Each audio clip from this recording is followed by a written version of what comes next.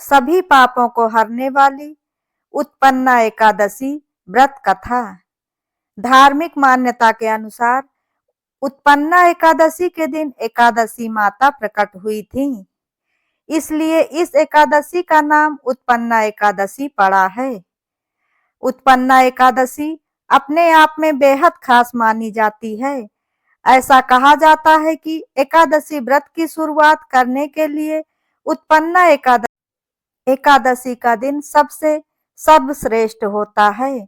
लेकिन क्या आप जानते हैं कि 2024 में मार्गशीर्ष माह में उत्पन्ना एकादशी कब पड़ रही है? अगर नहीं जानते हैं तो आइए जानते हैं कि उत्पन्ना एकादशी का व्रत कब रखा जाएगा। साल 2024 में उत्पन्ना एकादशी का व्रत हिंदू पंचांग के अनुसार मार्गशीर्ष माह के कृष्ण पक्ष की एकादशी तिथि की शुरुआत 26 नवंबर की रात्रि 1:01 पर हो रही है। वहीं इस तिथि का समाप्ति 27 नवंबर की सुबह 3:45 पर हो रही है। ऐसे में उदया तिथि के मुताबिक उत्पन्ना एकादशी का व्रत 26 नवंबर 2024 दिन मंगलवार को रखा जाएगा। उत्पन्ना एकादशी व्रत के पारण का समय। उत्पन्ना एकादशी के पारण का समय 27 नवंबर की दोपहर 1:12 से दोपहर 3:18 तक का रहेगा। उत्पन्ना एकादशी की पूजा का शुभ मुहूर्त 26 नवंबर की सुबह 11:45 से दोपहर 12:29 तक रहेगा। आइए अब सुनते हैं एकादशी व्रत की कथा। लेकिन वीडियो में आगे बढ़ने से पहले दोस्तों, अगर आप लोगों को ये वीडियो पसंद आती है तो वीडियो को लाइक, शेयर, कमेंट जरूर करें और ऐसी ही ज्ञानवर्धक और धार्मिक जानकारियों एवं कथा कहानियों के लिए चैनल को सब्सक्राइब करें। उत्पन्ना एकादशी व्रत कथा। एक समय युधिष्ठिर ने भगवान श्री कृष्ण जी से पूछा कि हे प्रभु, एकादशी व्रत किस विधि से किया जाता है और इस व्रत को करने से किस फल की प्राप्ति होती है? इस व्रत में उपवास के दिन जो क्रिया की जाती है, आप कृपया करके मुझे बताइए। युधिष्ठिर के ये वचन सुनकर भगवान श्री कृष्ण जी कहने लगे कि हे युधिष्ठिर, आज मैं तुमसे एकादशी के व्रत का महात्म कहता हूँ, ध्यान से सुनना। सर्वप्रथम हेमंत ऋतु में मार्गशीर्ष कृष्ण पक्ष की एकादशी तिथि से इस व्रत को प्रारंभ किया जाता है। इस व्रत में दसवीं तिथि को सायंकाल भोजन के बाद अच्छी प्रकार से दातून आदि करें, ताकि अन्न का कोई भी अंश मुंह में न रह जाए।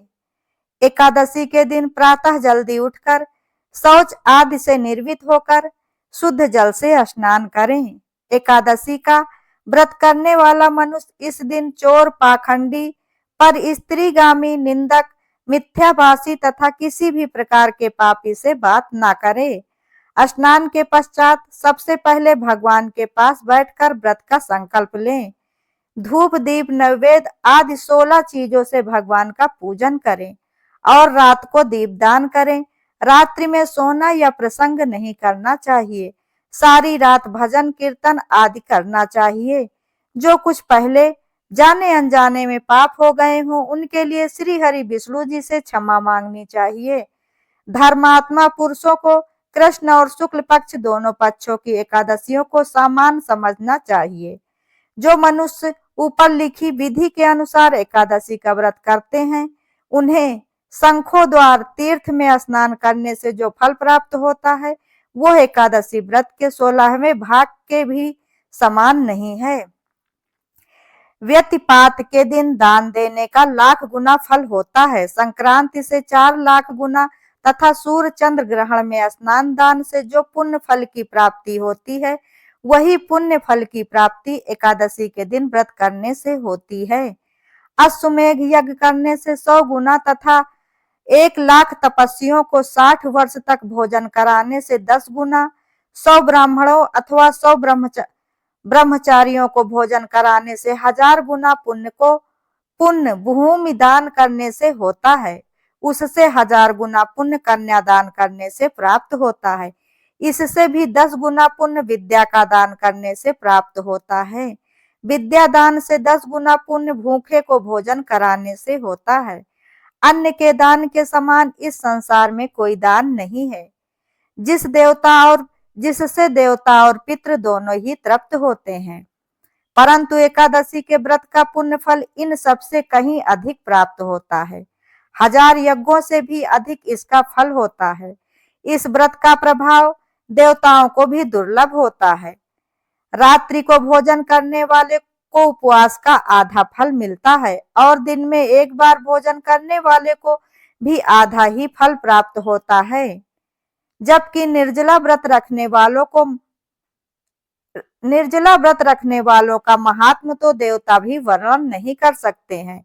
युधिष्ठिर जी कहते हैं कि हे भगवान, आपने हजारों यज्ञ, लाख गौदान को भी एकादशी के व्रत के बराबर नहीं बताया है, सो ये तिथि सब तिथियों से भी उत्तम कैसे हुई, बताइए।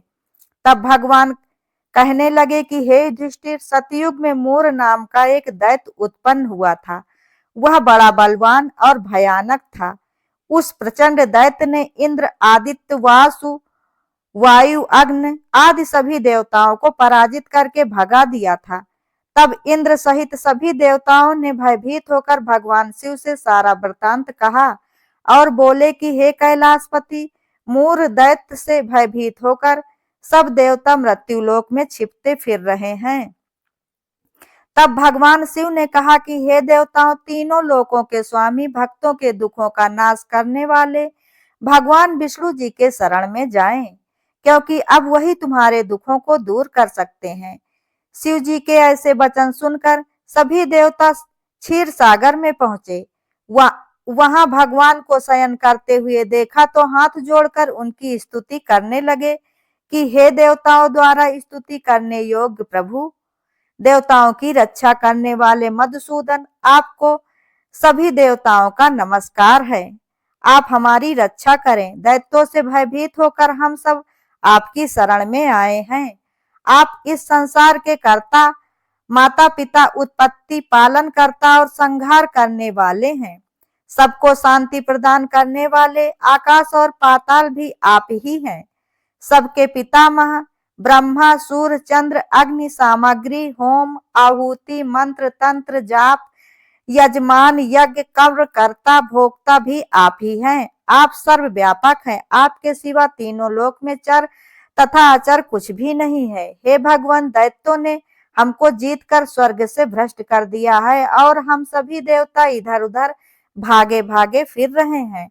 आप उन दैत्यों से हम सभी देवताओं की रक्षा करें। इंद्र के ऐसे वचन सुनकर भगवान विष्णु जी कहने लगे कि हे इंद्र, ऐसा मायावी दैत्य कौन है जिसने सभी देवताओं को जीत लिया है?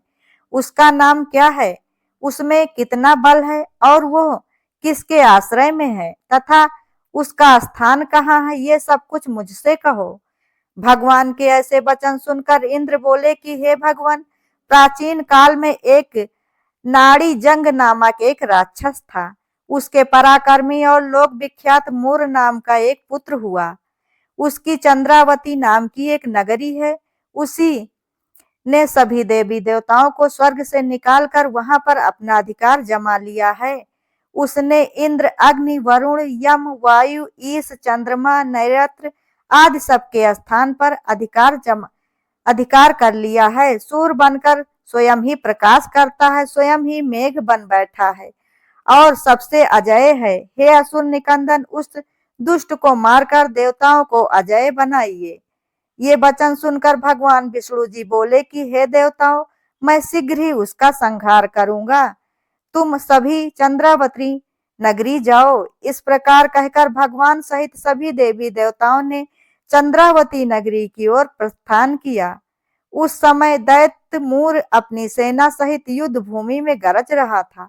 उसकी भयानक गर्जना सुनकर सभी देवता भय के मारे चारों दिशाओं में भागने लगे। जब स्वयं श्री हरि विष्णु जी रणभूमि में आए तो सभी दैत्य उन पर भी अस्त्र शस्त्र लेकर दौड़ पड़े, परंतु भगवान ने उन्हें सर्प के समान अपने बाणों से बींध डाला। बहुत से दैत्य मारे गए, केवल मूर बचा रहा।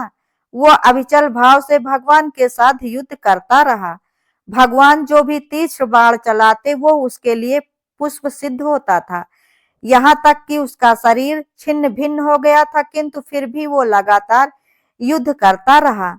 दोनों के बीच मल्ल युद्ध भी हुआ। 10,000 वर्ष तक उनका युद्ध चल रहा, किंतु मूर नहीं हारा। थक कर भगवान श्री हरि विष्णु जी बद्रिका आश्रम चले गए। वहां हेमावती नामक सुंदर गुफा थी। उसमें विश्राम करने के लिए भगवान उसके अंदर प्रवेश कर गए। ये गुफा 12 योजन लंबी थी और उसका एक ही द्वार था। तत्पश्चात विष्णु जी भगवान वहां योग निद्रा की गोद में सो गए, परंतु मूर भी प्रभु के पीछे पीछे वहां आ गया और भगवान को सोया देखकर उनको मारने के लिए उद्यत हुआ। तभी भगवान के शरीर से उज्जवल कांतिमय रूप वाली देवी प्रकट हुई। देवी ने राक्षस मूर को ललकारा और उसके साथ युद्ध किया तथा उसे तत्काल मौत के घाट उतार दिया। श्री हरि विष्णु जी जब योग निद्रा की गोद से उठे तो सब बातों को जानकर उन्होंने देवी से कहा कि आज आपका जन्म एकादशी के दिन हुआ है, अतः आप सदैव उत्पन्ना एकादशी के नाम से पूजी जाएंगी। इसके साथ ही आपके भक्त भी वही होंगे जो मेरे भक्त होंगे।